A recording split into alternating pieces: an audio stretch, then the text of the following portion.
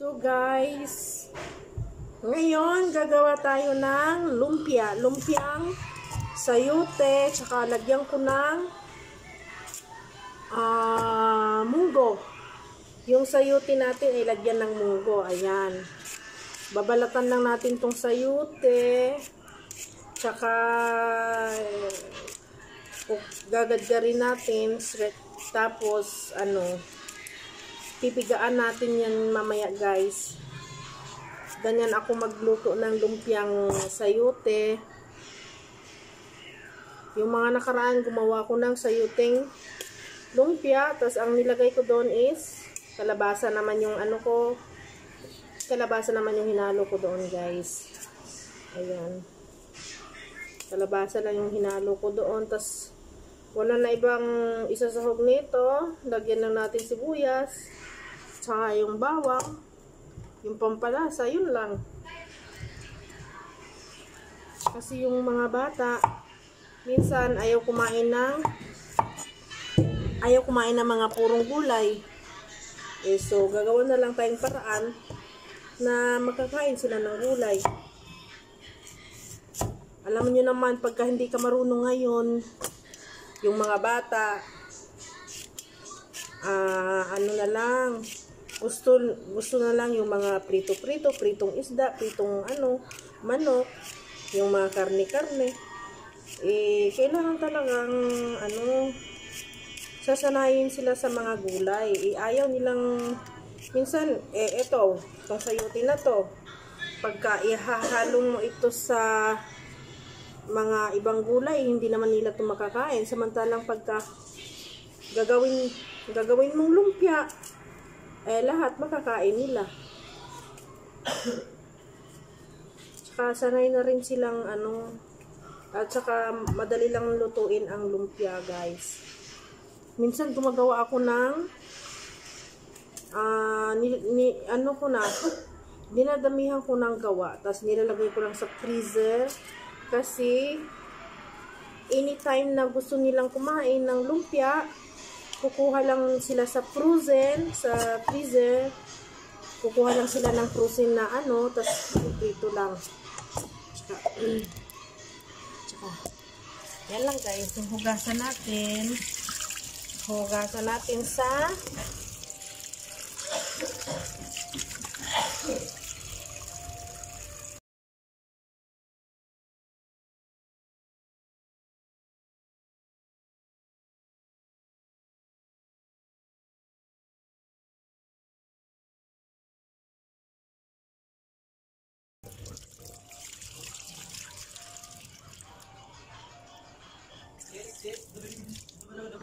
ito pala guys yung ginagamit kong panggadgad.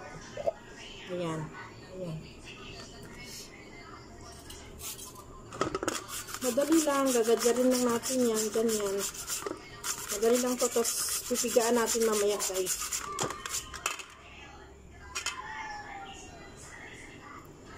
Pipigaan lang natin to mamaya. Ayan na guys, gagadgarin lang yan. Madali lang yan, madali. Easy lang po to guys, easy. Ayan, pagkatapos mamaya anuhin lang natin yan. Tawag na ito. Pipigaan.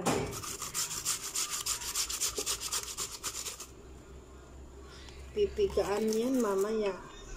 Ito guys, pati buto, kasali na rin. Buto ng sayote, pwede rin yan. Balat lang ata ang dito.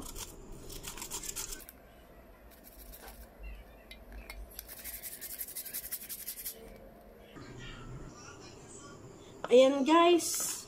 Tingnan nyo, marami siya. Marami siya, diba? Pipigaan natin yan. Lagyan natin kunti ng asin para pipigaan natin.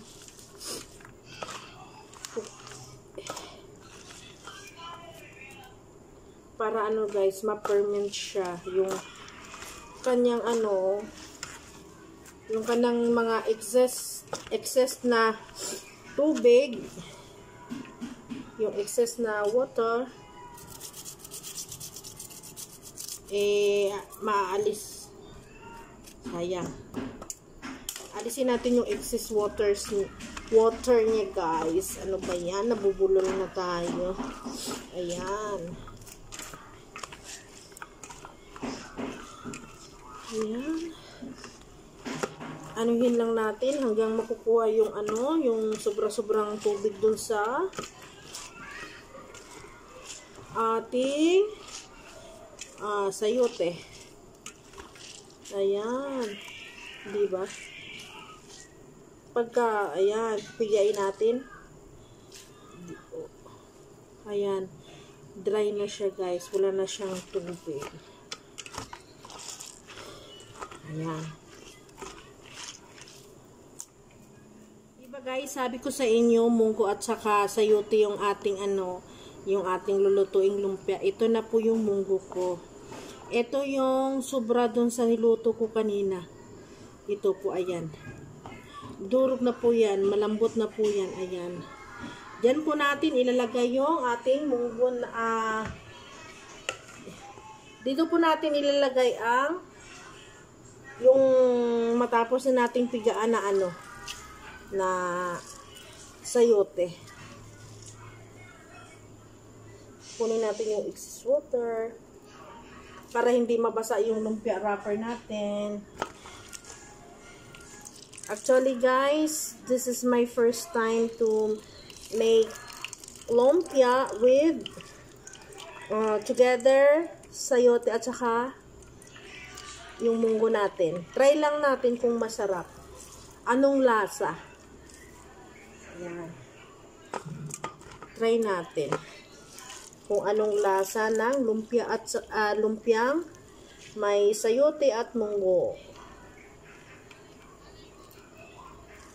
Ayan, guys. Ayan. Para walang walang tapon. Para wala siyang tapon. Wala siyang masasayang. Ayan. Wala siyang masasayang na sayote. Ayan.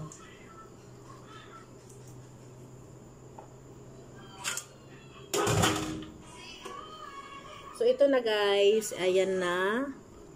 Ayan. Hahaluin ko yan. Lagyan natin ng lang ilalagay natin dito, guys. Yung bawang, sibuyas. Bawang sibuyas, yung fresh. Tapos, kunting pampalasa. Tapos, babalutin na natin, guys. Ayan. Mamaya, ilagyan pa natin yan ng ng kanyang sahog. Lagyan natin ng sibuyas saka sibuyas saka yung bawang. Magsaslice muna tayo ng bawang at saka sibuyas. Gusto ko maraming bawang yung gusto ko kasi isang buong bawang saka dalawang sibuyas.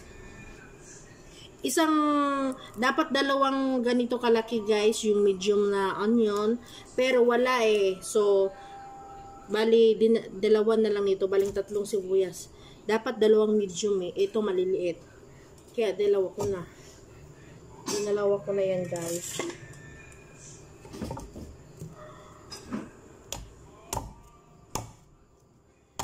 Ouch! Lang natin yan. Yung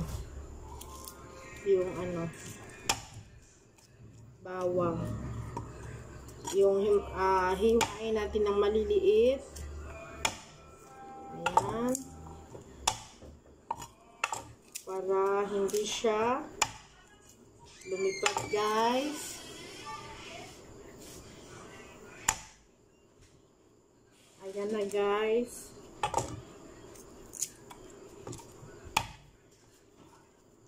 Tingnan ko muna yung aking sinaing. Ito, guys, mas mabilis lang siyang i-chop natin to. Ayan.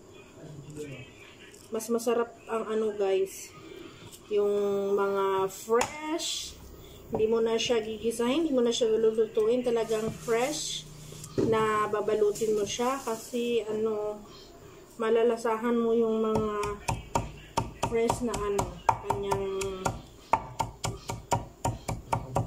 sa kwarto. I-chop lang. Chop lang natin yan, guys. Chop natin. Ayan. Yung maliit-liit na chop.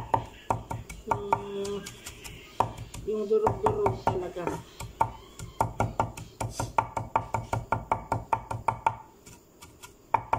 Ayan. Diba, maganda din itong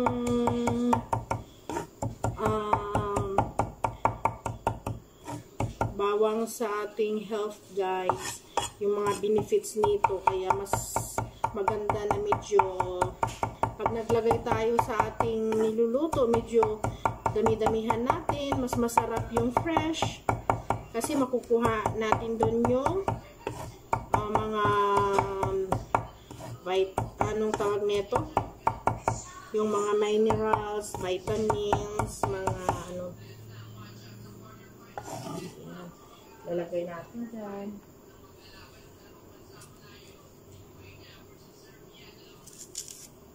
Tsaka ito. Magbabalat tayo ng sibuyas. Ayan. Ayan na guys, haluin lang natin to guys. Ayan. Halo-haluin lang natin.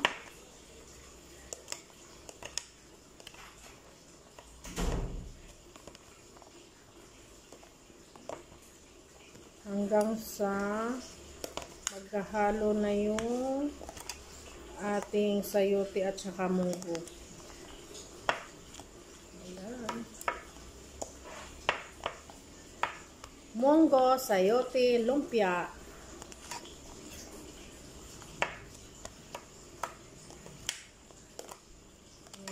Baka haluin masyado para mahalo yung kanyang mga sibuyas saka yung kanyang bawang. Ayan, tignan natin. Ayan, ito siya. Tapos ang gagawin natin is magbabalot na tayo. Ayan. Ito yung lumpia wrapper ko. 3 araw na ito. Ayan. Ayan. 3 araw na itong naghihintay na gagawin siyang pambalot sa ating lumpia. Ayan.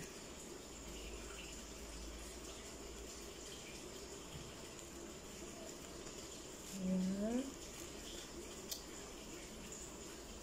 Napunit pa, oh. Ayan. Gagawa na lang tayong maliit.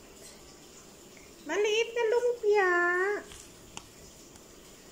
Para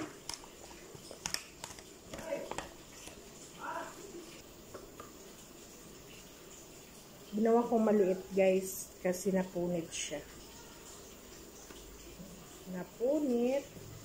Hindi ko na siya aanuhin kasi moist na siya, guys. Hindi ko na siya lagyan ng pampaano dyan.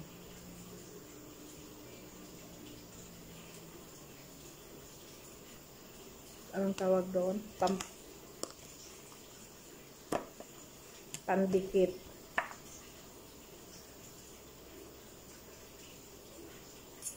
Kasi moist na siya, kasi medyo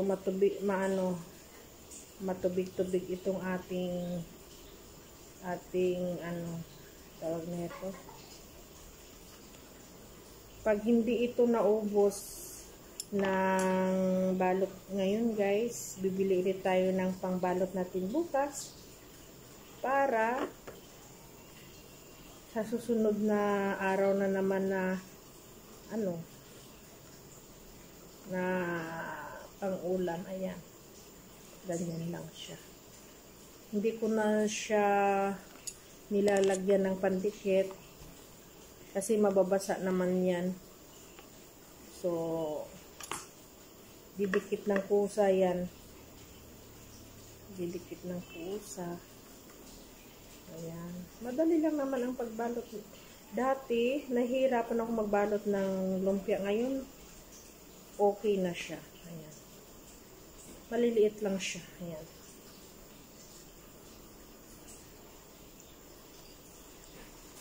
Mga maliliit lang. Hindi tayo gagawa ng malalaki kasi yung pangbalot ko para lang siya sa pang mga maliliit na lumpia. Kukunin natin itong kanina. Napunit. Ayan. Napunit.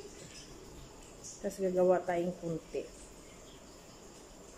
Ayan. Tapos ganyan lang ang pagbalot, guys. Ayan.